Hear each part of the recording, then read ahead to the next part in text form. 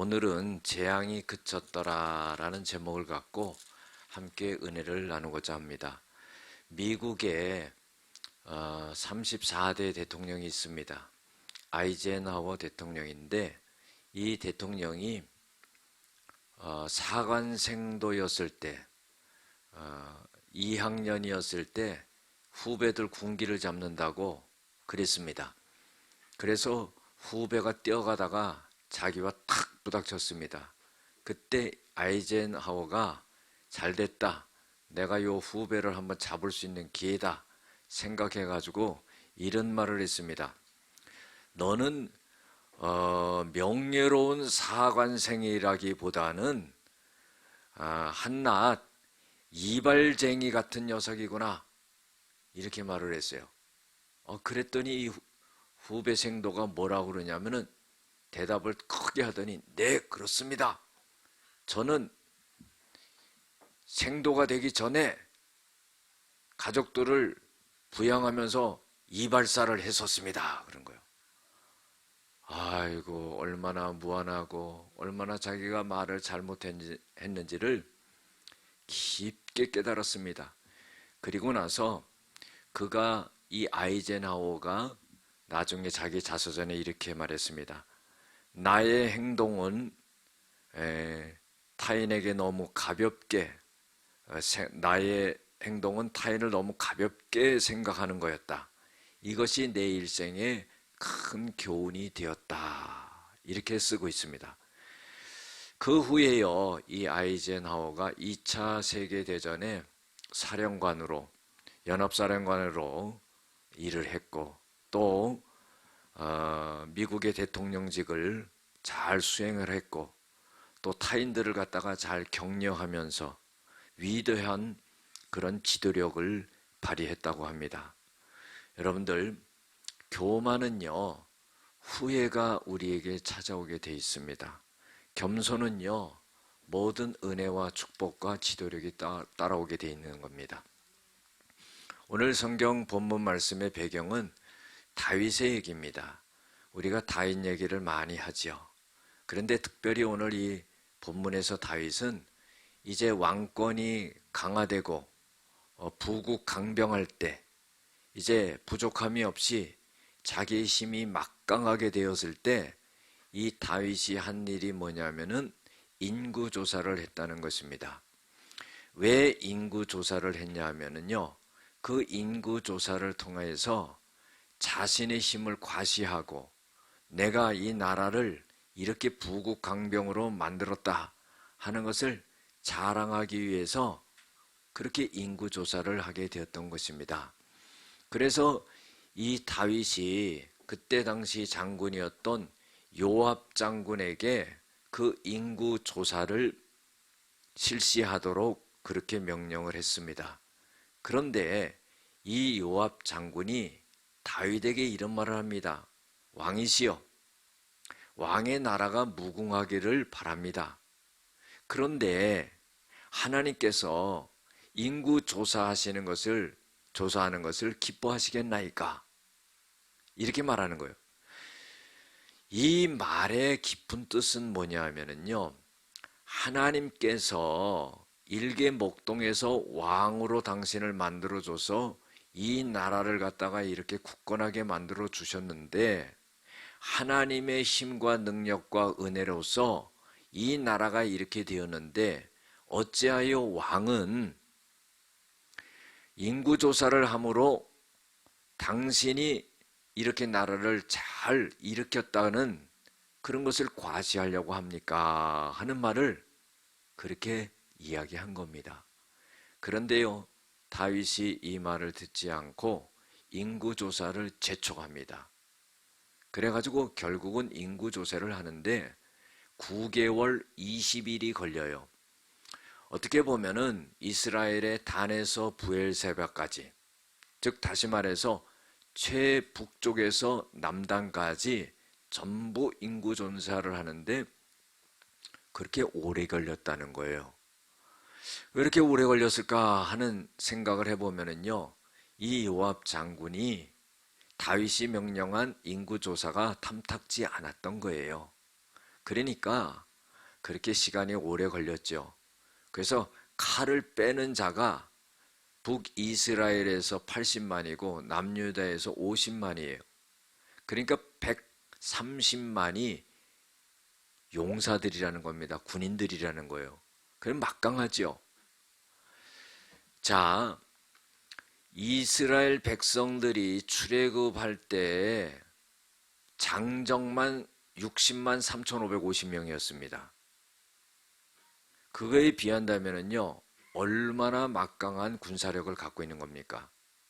그럼 우리나라로 한번 비교해 보면요, 우리나라가 60만 대군이라고 그러잖아요. 60만이 작은 숫자가 아니에요. 그러니까 이 60만보다 2배가 되는 130만 정도의 군사력이라면은 그때 당시 얼마나 대단했겠습니까? 그러니까 이 다윗이 그것을 과시하고 자랑하고 하려는 그런 마음이 있었다는 거예요. 여러분들, 이게 뭐예요? 교만한 마음이죠. 시편 138편 6절에도 하나님은 높은 곳에서 낮은 곳을 살펴보시는데 그 살펴보실 때 교만한 자를 아시느니라 그랬어요. 우리가요, 이 교만이 문제입니다. 제가 한 15년 전이나 됐을까요? 15년 전이라고 그러면은 그래도 젊을 때라고 말할 수 있겠죠. 그런데 그때 은퇴하시는 목사님에게 제가 궁금한 게 있어서 한번 질문을 했어요. 목사님, 목회하시면서 제일 힘든 게 무엇이라고 생각하십니까? 그랬더니 이 목사님이 잠깐 생각을 하더니 이런 말을 해요. 겸손하기가 힘들어. 여러분들, 이 사람이요, 자기를 나타내고 자기를 과시하고 이러고 싶어 하는 거예요. 우리의 마음의 중심에요, 모든 것이 하나님의 은혜로 되었고 하나님께서 힘을 주시고 능력을 주시고 은혜를 주시고 이렇게 해서 됐다, 이런 고백이 탁 우리 마음속에 있어야 되는데, 뭔가 잘 되면 내가 했다, 이게 돼버리는 거예요. 참 우리가 조심해야 됩니다.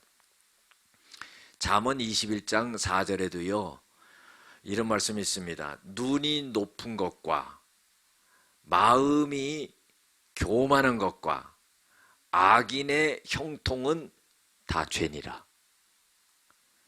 눈이 높으면 안 돼요. 여러분들, 남녀가 만날 때 눈이 높아봐요. 노처녀 노청각이 돼버리는 거예요. 눈을 낮춰야 돼요. 눈을 낮춰야지 뭔가 되는 겁니다. 그렇죠? 근데 이상한 게 뭐냐면 자기 낮은 줄은 모르고요, 상대편 낮은 것만 생각해요. 진짜로 교만한 사람은 어떤 사람이냐면요, 나는 겸손하다 이렇게 생각하는 사람은 진짜 교만한 사람이에요. 그럼 겸손한 사람은 어떤 사람이냐? 나는 교만한 사람이다 이렇게 생각하면은 겸손한 사람이에요. 미국에 유명한 전도자가 있었지요. D.L. 무디. 대단한 분이에요. 학식은 없었지만은요, 엄청난 사람들을 갖다가 회심시켰던 그런 사람입니다. 어느 날요, 전도 집회가 있어가지고 며칠 전에 가서 거기서 이제 준비하고 머무르고 있는데 아침에 신문을 보니까요, 무디에 대해서 딱 신문에 나온 거예요. 신문 타이틀 기사가 뭐라고 나왔냐면은 교만한 전도자 무디 이렇게 나온 거예요. 그래가지고는요, 이 무디의 스태프진들이 무디 선생님, 이거 완전히 언론이 무디 선생님을 갖다가 살인하고 있습니다, 이렇게 말하는 거예요. 근데 왜 기자들이 그렇게 냈냐면은 인터뷰를 해달라고 그러는데요, 사정상 여러 가지 스케줄 때문에 못하게 되는 경우도 있을 거 아닙니까? 그래서 그걸 거절했는데 기자들 무서워요. 아주 그냥 그렇게 기사를 딱 내버린 거예요. 그러니까 그냥 스태프진들이 그냥 난리가 난 겁니다. 이거 가만히 있어서는 안 됩니다. 그러니까 이 무디가 껄껄껄 웃으면서 무슨 말을 했냐면 이 사람들이 잘 나를 모르네 이렇게 말하면서요 한마디 더 붙였어요. 뭐라고 말했냐면은 나는 그 사람들이 생각한 것보다 더 교만한 사람이네 이렇게 말했다는 거예요. 얼마나 참 인격적으로 신앙적으로 훌륭합니까? 그리고 나서는 그 스텝진들에게 이렇게 말했다는 거예요. 하나님께서 그 사람들을 통해서 우리가 교만하지 않고 겸손하게 하라는 그런 신호네 이렇게 말했다는 거예요. 다윗이요 참 하나님 앞에 인정받았던 사람이죠. 사도행전 13장 22절에도 보면은요 하나님이 이런 말씀하시죠. 이새의 아들 다윗을 만나니 내 마음에 합한 자라 내 뜻을 다 다윗에게 이루겠다.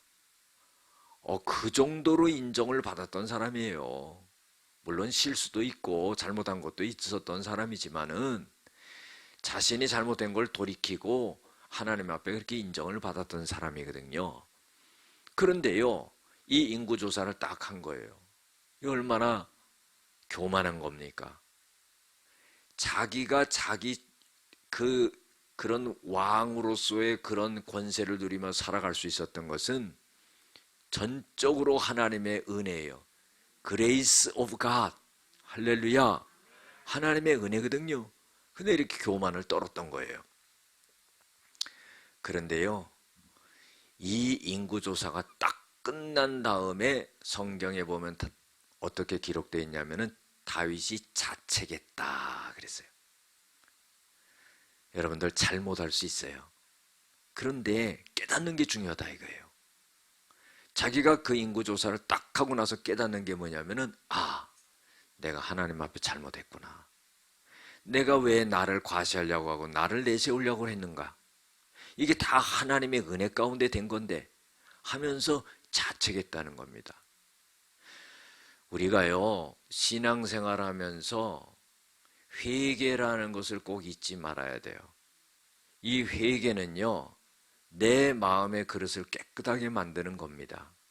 언제 어느 때든지 내가 하나님 앞에 회개할 수 있는 그런 사람이 되어야 된다는 거예요. 나는 완벽하게 생각할지라도 내 자신을 하나님이 보실 때는 흠이 있는 거예요. 나는 열심히 했지만은요 하나님이 보실 때는 잘못될 수가 있는 거예요. 그렇기 때문에 내 자신을 하나님 앞에서 볼 수 있는 사람이 영적인 사람이요 믿음의 사람이요 가능성 있는 사람이요 다시 하나님에게 축복을 받을 수 있는 그런 사람이다 하는 거예요. 더러운 그릇에요 음식을 담아 먹을 수가 없지요. 질그릇이라 할지라도요 깨끗하면은 거기다 음식을 담아 먹는 거나 똑같습니다. 그래서 회개는요 내 마음의 그릇을 깨끗하게 만드는 거예요. 회개해서 손해보는 건 없습니다. 회개함으로 인해 가지고 하나님은 거기다 은혜를 담아 주시는 거예요. 다윗의 위대한 점이 어디 있느냐? 바로 하나님의 시각과 하나님의 관점에서 자기를 들여다보면서 회개했다는 거예요. 돌이키는 게 중요하죠. 여러분들 죄진 거 이미 엎질러진 물인데요 어떻게 담을 수 있어요? 그건 끝난 겁니다. 해결 방법이 뭐예요? 회개할 때 그 문제를 해결할 수 있다는 겁니다. 그때요 다윗이 그 자책하는 마음을 가질 때 하나님은 그것을 아세요. 참 놀라운 거죠. 아무도 모르고 하는데 자기가 자책하는 그런 마음을 가질 때 하나님은 찾아오시는 거예요. 어떻게 찾아오시냐면요 보면은 아침에 찾아오신 거예요. 그러니까 밤새 자기가 회개했다는 거죠. 그리고 아침에 하나님이 찾아오시는데 어떻게 찾아오시냐면 하나님은요 항상 말씀으로 찾아오십니다. 그런데 갓 선지자를 통하여서 하나님이 말씀을 갖고 오시는 거예요. 그래서 하나님께서 이 갓 선지자를 통해서 뭘 말씀하시냐면 왕이 하나님 앞에 범죄했습니다. 하나님이 이제 심판하실 텐데 하나님이 세 가지를 갖다가 조건을 제시하는데 한 가지를 선택하십시오. 첫 번째, 7년 동안 적군들에게 쫓겨다닐 겁니다. 두 번째, 석 달 동안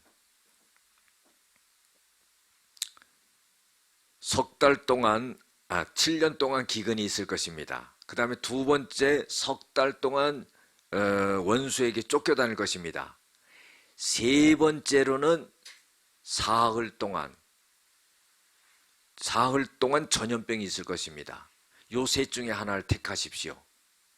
그런데요, 다윗에게 있어서 지긋지긋한 일은 뭐냐면 쫓겨다니는 거예요. 사울왕이 얼마나 죽이려고 쫓아다녔습니까? 아주 지긋지긋한 겁니다. 그리고요, 7년 동안 기근이 있다고 하면은요, 살아남을 사람이 아무도 없는 거예요.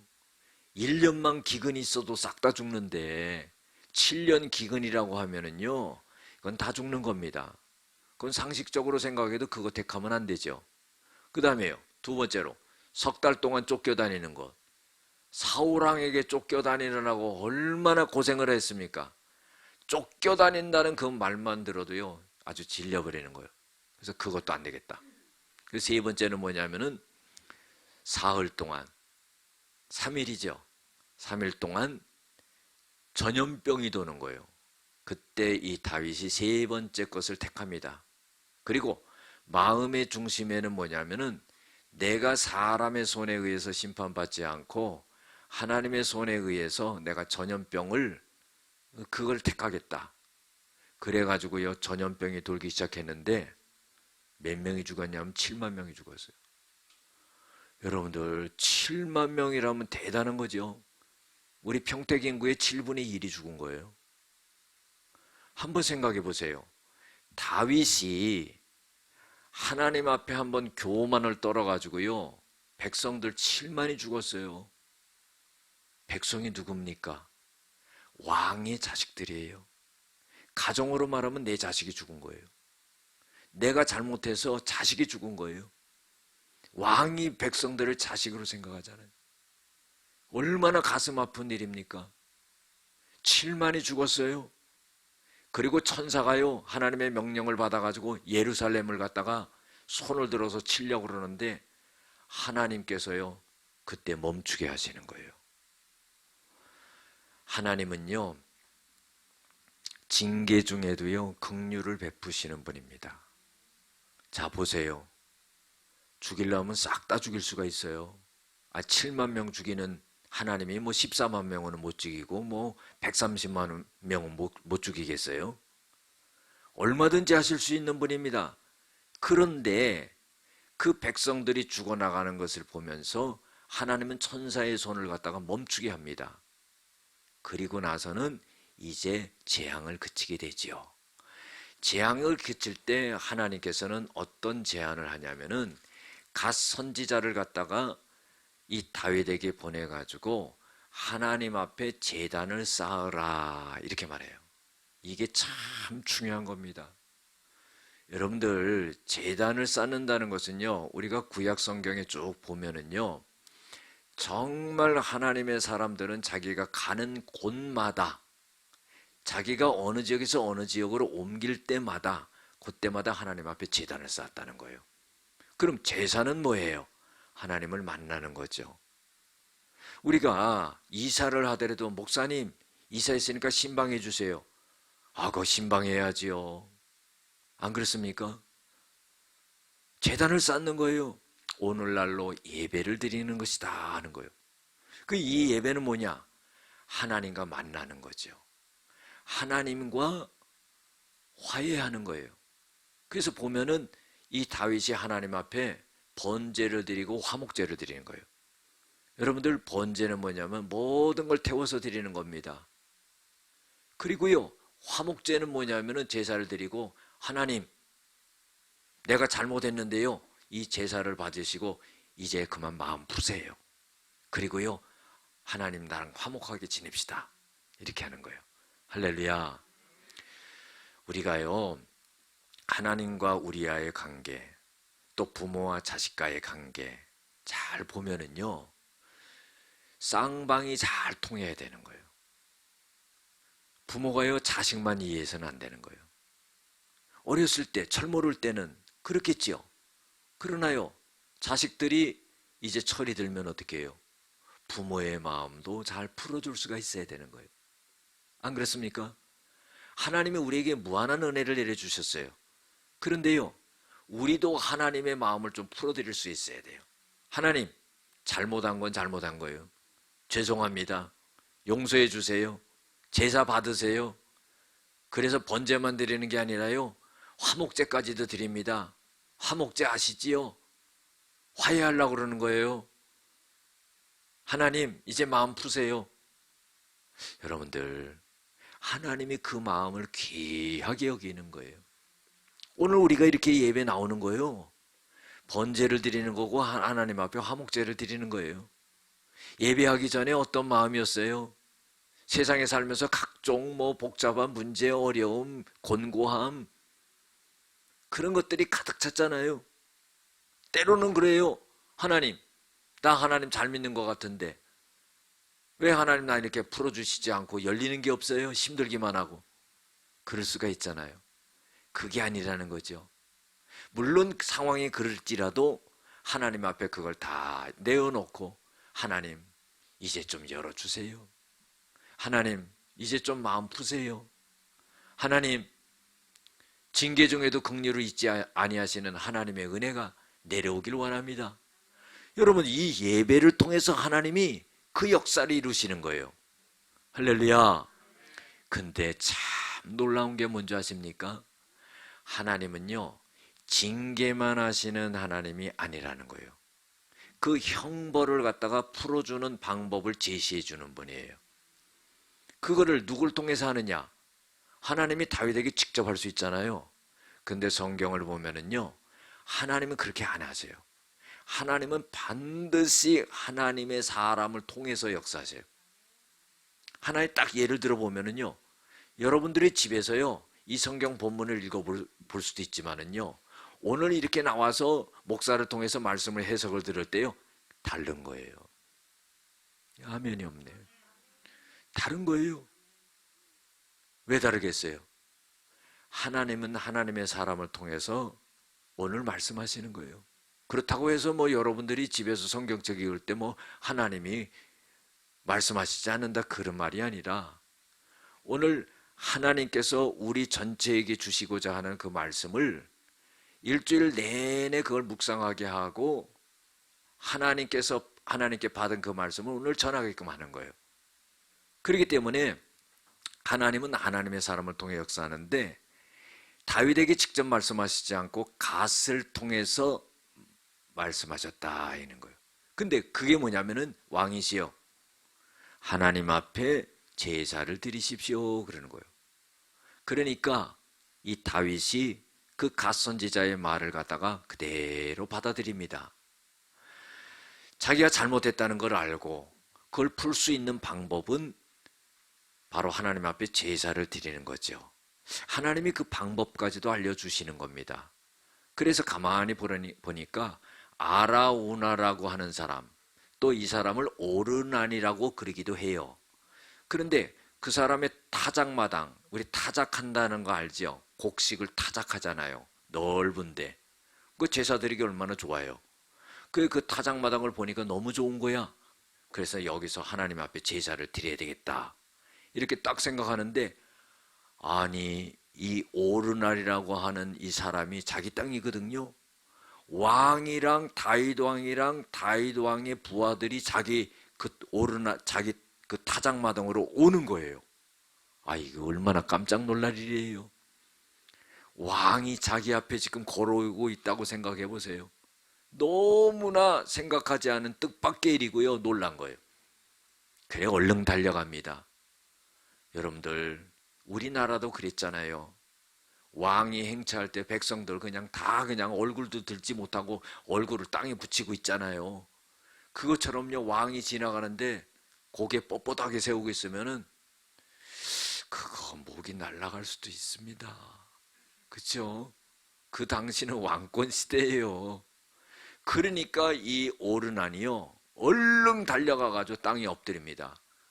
그러면서 하는 말이요, 왕이 어찌 우리 집에 이렇게 찾아오시나이까 하니까 이 다윗 왕이 하는 말이, 내가 하나님 앞에 제사를 드리려고 한다. 그래서 이곳에서 하나님 앞에 제사를 드리려고 한다 그러니까요. 이 아라우나, 이 오르난이라고 하는 사람이요. 탁 깨인 사람이야. 왕이시여, 이 땅을 취하시옵소서. 소도 여기 있습니다. 땔감도 여기 있습니다. 이 땅을 왕에게 드립니다. 그리고 이 소도 드리고 이 땔감도 다 드립니다. 여기서 하나님 앞에 제사를 드리시옵시오. 여러분들, 아라우나 참 멋진 사람이지요. 혹시나 또 그런 생각을 가졌을지는 몰라요. 내가 이걸 만약에 바치지 않았을 때 내 목숨이 붙어 있을 수 있을까? 뭐 이런 생각도 할 수 있었을 거예요. 그런데 근본적인 마음은 왕이 와서 하나님께 예배를 드린다고 하니까 이 이방인이었던 이 아라우나가 하나님이 그 마음을 감동시켜 가지고 그걸 하나님 앞에 드리겠습니다 그런 거예요. 여러분들, 이거 얼마나 놀라운 일이에요. 그런데 다윗이요 이렇게 말합니다. 내가 네 땅을 취하지 아니한다. 내가 값을 주고 사리라. 그래가지고 은 50세겔을 주고 그 땅을 사고 소를 사고 해가지고 하나님 앞에 번제를 드리고 화목제를 드렸더라 그랬어요. 그런데요, 그렇게 제사를 드리니까 어떤 일이 일어나게 됐냐면은 여호와께서 그 땅을 위한 기도를 들으심에, 자, 제사를 드리고 하나님 앞에 기도를 하니까 하나님께서 그 기도를 들으시고 이스라엘에게 내리는 재앙이 그쳤더라. 얼마나 놀라운 일입니까? 가만히 보세요. 7만 명의 백성들이 자기 죄 때문에 그렇게 죽었는데 그것을 딱 끝이게 할 수 있었던 것은 바로 하나님 앞에 제사 드리는 것이었다는 거예요. 단순하게 제사만 드리는 게 아니라 다윗이 그 제사를 드릴 때 마음이 어떻겠습니까? 찢어지는 것 같이 아팠겠지요. 내 교만 때문에 내 백성, 내 자식과 같은 백성이 7만이 죽었다 이거예요. 얼마나 가슴 아픈 일이겠어요. 가슴을 찢으면서 하나님 앞에 회개하면서 용서를 구하고 긍휼과 자비를 구하면서 하나님 앞에 제사를 드렸다 이 말이에요. 하나님은요, 마음에 통회하는 자를 받으시는 하나님이에요. 형식적인 제사와 형식적인 예배만 받으시는 분이 아니에요. 오늘 나와서 그냥 앉아서 예배만 드렸다 해서 되는 게 아니라는 겁니다. 예배를 드렸던 그 다윗의 그 심령을 우리가 생각을 해야 되는 거예요. 우리가 잘못한 게 있어요? 가슴을 찢으면서 회개하면서 하나님 앞에 긍휼을 구해야죠. 뭔가 잘된 게 있어요? 잘한 게 있어요? 하나님의 은혜라고 하나님을 높여야죠. 뭔가 우리의 마음속에 진실된 그런 것이 있어야 된다는 겁니다. 하나님은요, 그 심령의 중심을 보시고 그 제사를 받으시고 그 기도를 들으시고 그 재앙을 갖다가 그쳤더라 그랬어요. 여러분들, 놀라운 사실은 뭐냐면요, 그 아라우나의 타작마당이요, 창세기 22장에 가보면은요, 아브라함이 자기 아들 이삭을 드리려고 제사했던 그 장소예요. 놀랍지요? 그리고요, 다윗의 아들 솔로몬이요, 바로 성전을 지었던 곳이 이곳입니다. 이 얼마나 놀랐겠어요? 그러면은요, 아라우나가 다윗에게 와서 왕이시여 하나님께 제사한다니까 이 땅을 취하시옵소서, 이 소도 취하시옵소서, 그러니까 그냥 받아가지고 하나님 앞에 제사를 드릴 수도 있었을 것이에요. 아니면은요, 아라우나가 바친다는 말을 안 했으면은 힘없는 백성의 그 땅을 갖다가 강제로 빼앗을 수도 있었을 것이에요. 만약에 그렇게 했다 그러면은 나중에 솔로몬이 하나님 앞에 성전을 세울 때 그 성전의 터가 어찌 하나님 앞에 영광이 되겠으며 이 다윗의 마음속에 기뻤겠습니까? 여러분들, 당연히 값을 주고 산 것에 대해서 이 다윗이요 참으로 자기 자신에게 잘했다고 그렇게 말할 거예요. 순간적인 결정이에요. 하나님이 역사하신 겁니다. 왕이시여 받으시옵소서 했을 때 거의 90%는 받았을 것 같아요. 그러나 이 다윗은요, 그때 하나님이 자기에게 주시는 마음이 있었다는 거예요. 이것은 내가 하나님 앞에 회개하는 건데, 내가 값을 치르고 희생을 치르고 해서 내가 하나님 앞에 제사를 드려야지, 그렇지 않고 아무 대가 없이 내가 하나님 앞에 이 회개의 제사를 갖다가 드릴 수 있겠느냐, 그런 제사를 하나님이 받으시겠느냐, 이런 마음이 들었다는 거예요. 여러분들, 우리도 마찬가지예요. 하나님 앞에요, 희생적인 헌신의 제사 예배가 있어야 된다는 겁니다. 그때 하나님이 우리에게 역사하시는 거죠. 재앙을 그치는 것은요, 사람이 힘으로 되는 게 아니었어요. 하나님의 은혜가 있어야 되는 거죠. 그런데요, 그 재앙을 그치게 했던 그 제사가 정말로 하나님 보시기에 합당했다는 겁니다. 여러분들, 오늘 우리의 이 예배가 다윗이 드렸던 아라우나의 타작마당이 돼야 된다는 거예요. 기도하시겠습니다. 은혜와 사랑이 많으신 아버지 하나님, 감사를 드립니다. 다윗과 같이 우리가 실수하고 자만하고 교만할 수 있지만은 하나님이 징계 중에도 긍휼을 여기시고 다윗이 하나님의 뜻을 알고 온전하게 자복하며 올바른 회개하고 제사할 때 하나님이 재앙을 그치게 하시고 모든 은혜를 다시 베풀어 주시는 것을 볼 수가 있습니다. 우리도 다윗과 같은 그런 자세와 모습으로 살아갈 수 있게 도와주시옵소서. 예수님의 이름으로 기도드렸습니다. 아멘.